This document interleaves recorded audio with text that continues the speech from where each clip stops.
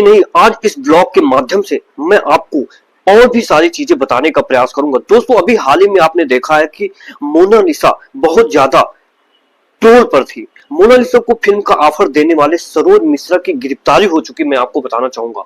और ये गिरफ्तार रेप के आरोप में हुए। डायरेक्टर सरोज मिश्रा ने अपने आने वाली अगली फिल्म यानी कि द डायरी ऑफ मणिपुर 2025 में मोनालिसा को लेने का ऐलान किया था। और वही जो यानी कि मोनालिसा जो महाकुंभ में फेमस हुई थी, माला वाली। पर ये फेमस कहां से हुई थी, मैं आपको ये बताना चाहूंगा। ये महाकुंभ यानी कि वो माला बेच रही थी, और इसके पीछे की क्या कहानी थी फेमस होने की, उनकी आंखें कुछ अलग थी, इसी वजह से वो कहीं ना कहीं वो फेमस हुई है। दोस्तों, प्रयागराज संगम नगरी की कहानियां यूं ही खत्म नहीं होती हैं। अभी तो सफर शुरू है।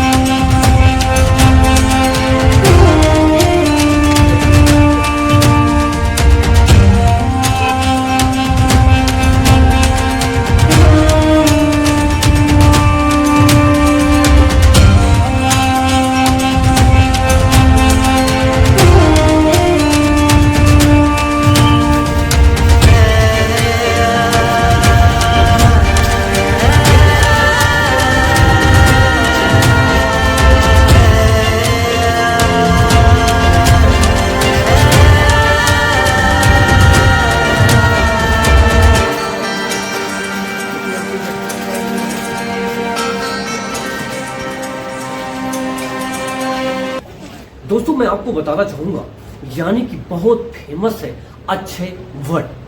और अक्षय वट, क्या आपको पता है अक्षय वट की क्या है कहानियां?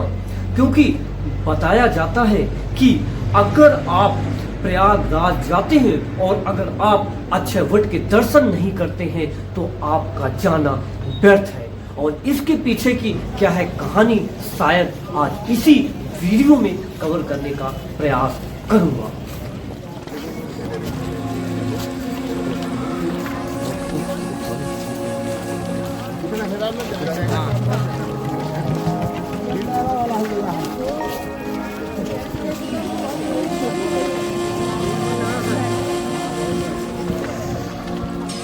बाकी मैं आपको यहाँ का पुल दिखाना चाहूँगा। आपको ये जो आप पुल देखते हो, यानी कि जो उसके बने होते हैं, क्या बोलते हैं, ये देखो, ये सब पीछे देख पा रहे हो, जिसको कहते हैं पीपा के पुल।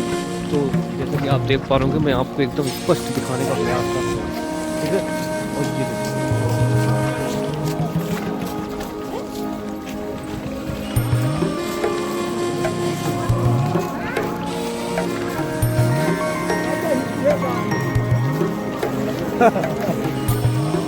नंबर पुल है ये। तो मुझे भी अंकल भी नहीं मालूम कौन सा नंबर पुल है।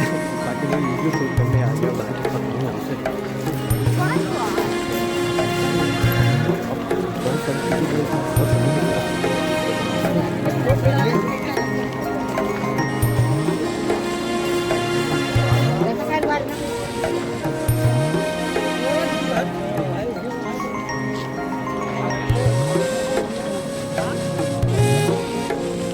दोस्तों, अक्षय वट की कहानी जानने से पहले हम अक्षय वट का कॉरिडोर देखेंगे, जिसमें योगी सरकार और मोदी सरकार मिलकर 14 करोड़ रुपए टोटल खर्च कर दिया। तो देखता हूं सबसे पहले अक्षय वट का कॉरिडोर।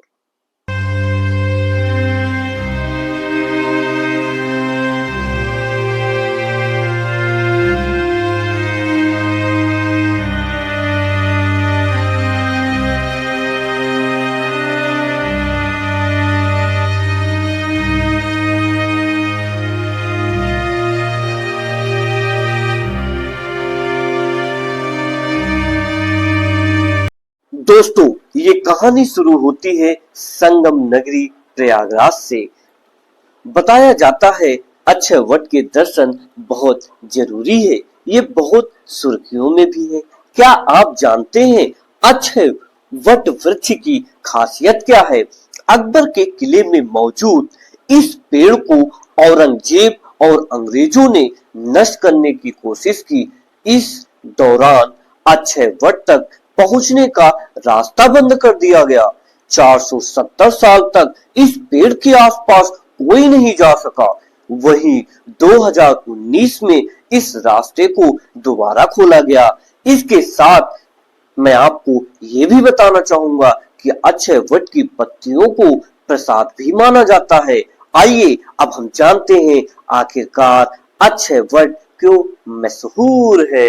मान्यता है कि संगम किनारे मौजूद अक्षय वट सदियों पुराना है। पुराणों में इसका जिक्र सुनने को मिलता है।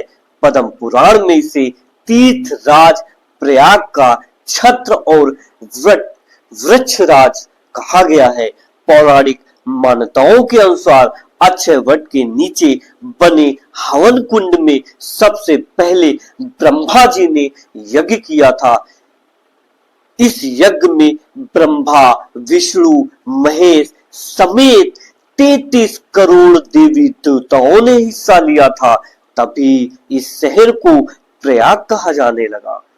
दरअसल प्रयाग का मतलब है यहाँ प्रा का मतलब प्रथम यानी और याग का अर्थ होता है यज्ञ, अर्थात प्रथम यज्ञ स्थल है।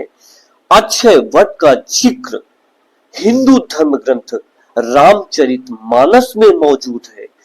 वाल्मीकि ने रामायण में लिखा है, जब हनुमान राम बन जा रहे थे, महर्षि भरद्वाज ने उन्हें संगम किनारे मौजूद श्याम वट के नीचे सिद्ध पुरुषों से आशीर्वाद लेने के लिए कहा था।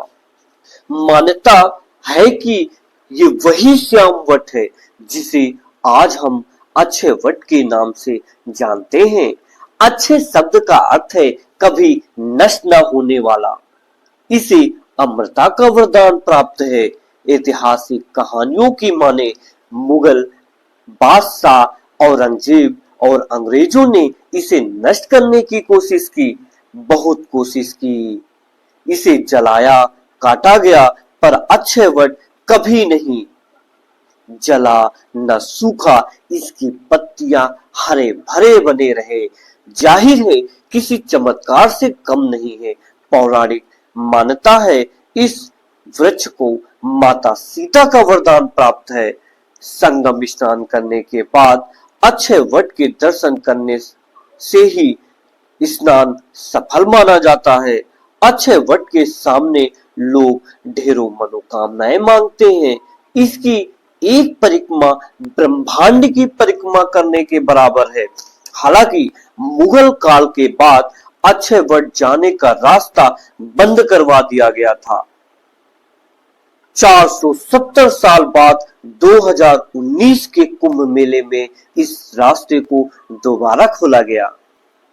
16 दिसंबर 2018 को प्रधानमंत्री नरेंद्र मोदी ने यहाँ कॉरिडोर बनवाने की घोषणा की थी। अक्षय वट की कहानियां यही खत्म नहीं होती। मुगल बादशाह अकबर ने इसी वृक्ष के पास किला बनवाया था, जिसे अकबर किले के नाम से जाना जाता है। अक्षय वट के पास सूर्य टंकेश्वर मंदिर भी मौजूद है। इस शिवलिंग पर जलाभिषेक करने के बाद इस पानी यानी जो इसका पानी है सीधे अक्षय वट की जड़ों में जाता है। कहते हैं संगम की तीसरी अदृश्य नदी सरस्वती भी अक्षय वट के नीचे से बहती है। अक्षय वट को छूना, इसकी पत्तियों को छूना सख्त मना है। हालांकि इसकी गिरी हुई पत्तियों व टहनियों को लोग प्रसाद समझकर अपने घर ले जाते हैं। हर महादेव, जय सिया राम।